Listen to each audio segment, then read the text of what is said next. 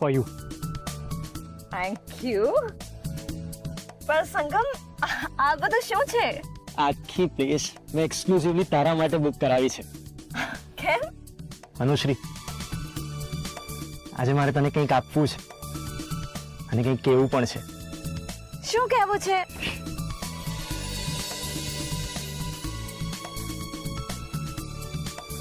અનુશ્રી, આજે ફક્ત હું અને તું જ, બીજું કોઈ નહીં. એ તો આમ પણ કોઈ નથી, પણ એનું શું?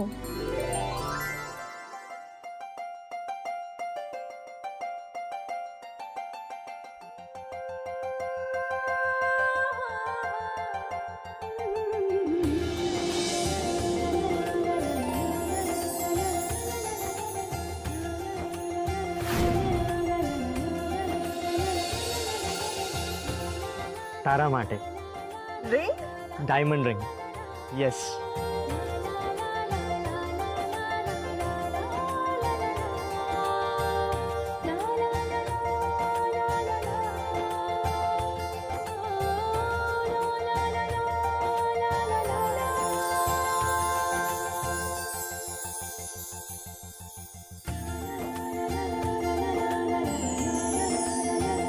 વાવ, સરસ છે. મને બહુ જ ગમી. ક્યુટ છે. આ તો હજી શરૂઆત છે. આવી ઘણી બધી સરપ્રાઈઝ મેં રાખી છે. સંગીત, મેરેજ, રિસેપ્શન અને હનીમૂન માટે. બધા જોઈને શોક થઈ જશે. Crystal studded designer dress from Paris, specially design shoes ઇટલીથી, best of the perfume from France and exclusive diamonds from Belgium. Sangam, આ બધી વસ્તુની મને કોઈ નવાઈ નથી. આ બધું જોઈને બીજા લોકો શોક થઈ જાય, પણ મને એનાથી કોઈ ફરક નથી પડતો. સંગમ,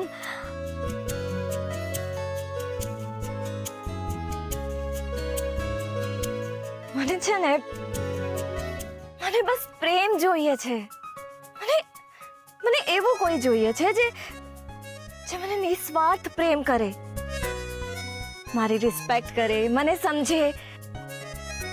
આ કોસ્ટલી મટીરિયલિસ્ટિક વસ્તુ નહીં, પણ કોસ્ટમાં ગણી ના શકાય ને એવો સમય જોઈએ છે, એવી કંપની જોઈએ છે. અનુશ્રી, હું છું ને તારી સાથે. તને જે કંઈ પણ જોઈએ છે એ બધું હું તને આપીશ. આ બધું આપવાનું ના હોય સંગમ, જીવવાનું હોય. જીવશું ને સાથે. Anushree, I love you. Don't you love me? તું મને એકવાર તો કહી દે કે તું પણ મને પ્રેમ કરે છે. કહી દે ને, લવ યુ ટુ.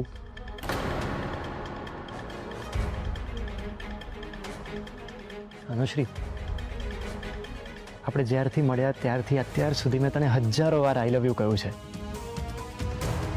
આપણી રોજ વાત થાય છે ત્યારે દર વખતે હું તને આઈ લવ યુ કહું છું,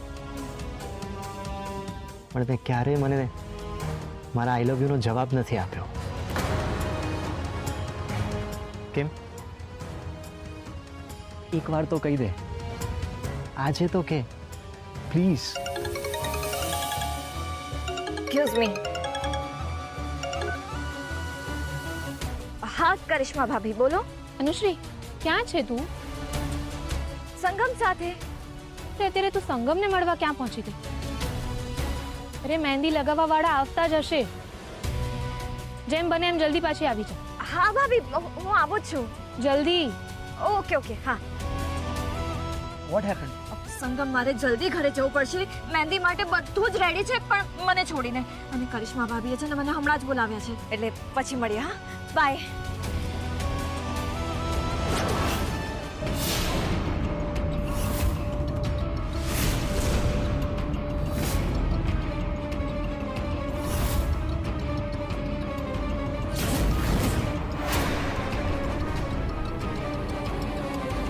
He's under supervision 24/7.